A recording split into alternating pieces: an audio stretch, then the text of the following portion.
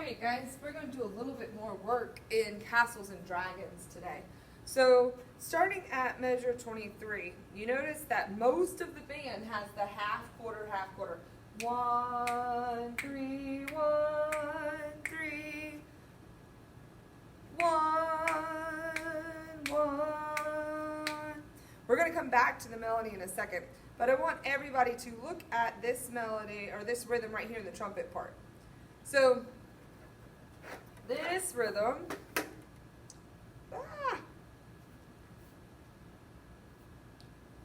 right here, we're going to look at this measure.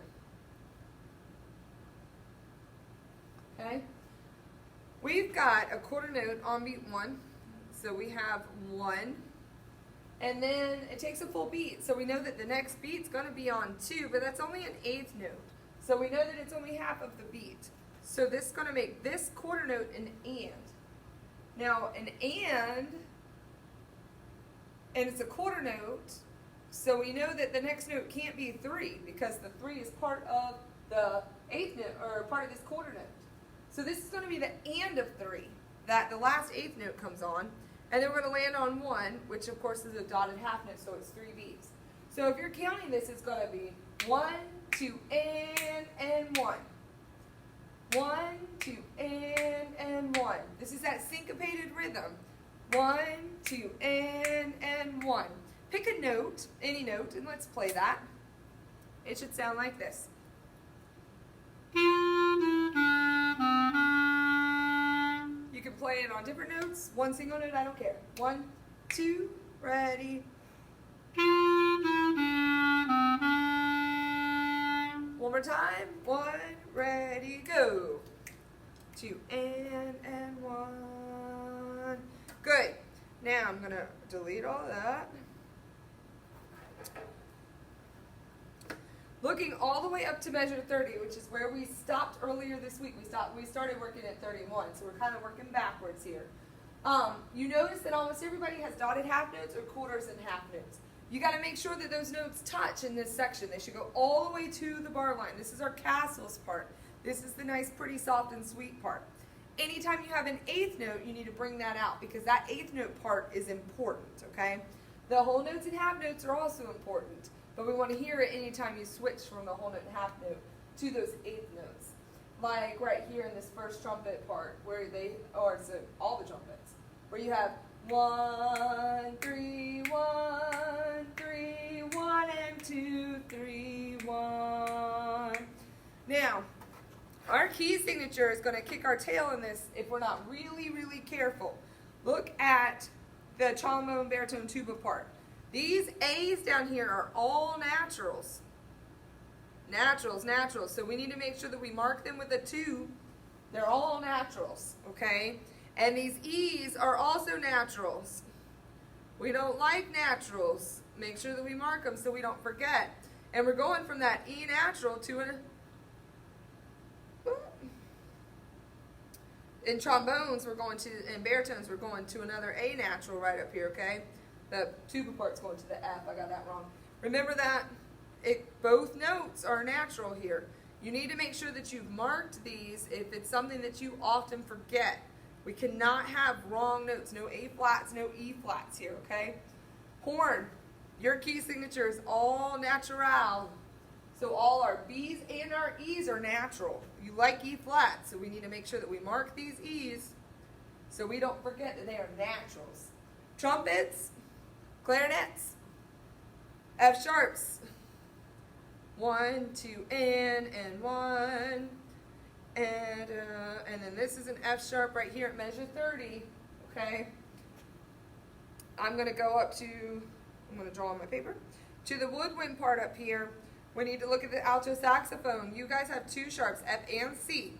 So we need to make sure that anywhere we have an F, second altos here, that we mark that. And in measure 30, we got F sharp and a C sharp. We know C sharp's bad on alto saxophones. It's just not a good note. So we're going to have to spend some time working on tuning that note. That's going to be a measure we're going to spend some time with.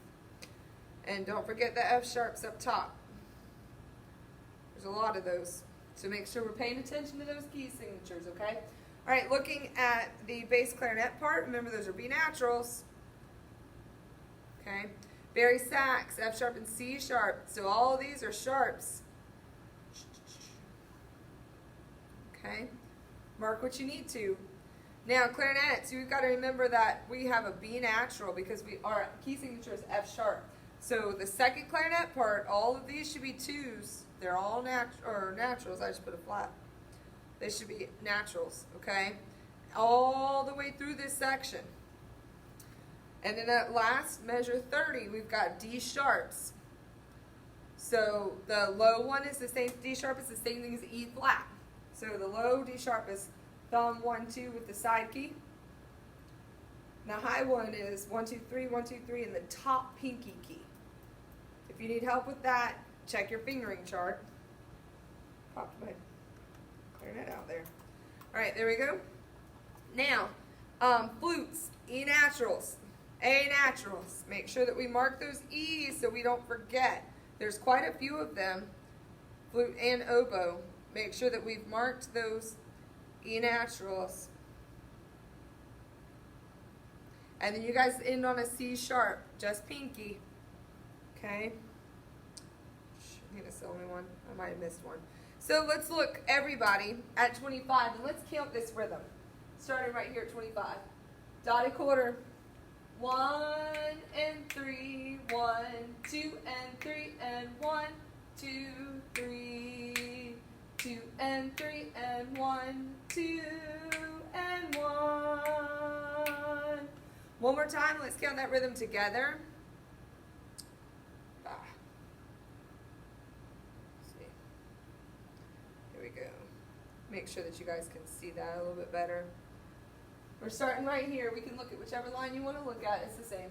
1, ready, and it's 1 and 3, 1, 2 and 3, and 1, 2, 3, 2 and 3, and 1, 2, and 1.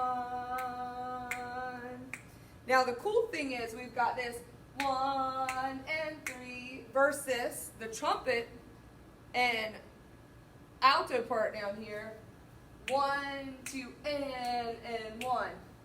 So we've got that 1, 2, and 1 versus 1 and 3, 1. So it's going to be really neat to see how that lines up when we play this all together. Hopefully very soon. So I'm going to start, and I'm going to play the clarinet part for you. I'm actually going to start at measure 23. If you look in your music at measure 23, 23 and 24 on this melody is rest. 2, 3, and 1, and 3, and rest. 2, 3, and 1, and 3, and. So I'm going to start right there, but I'm going to actually use the full piece of music so I don't have to switch pages in the middle, okay? Now, second clarinet, your part is the same, it's just an octave lower. And then flutes and oboe, this is your part as well, okay? Here we go. Sight reading today.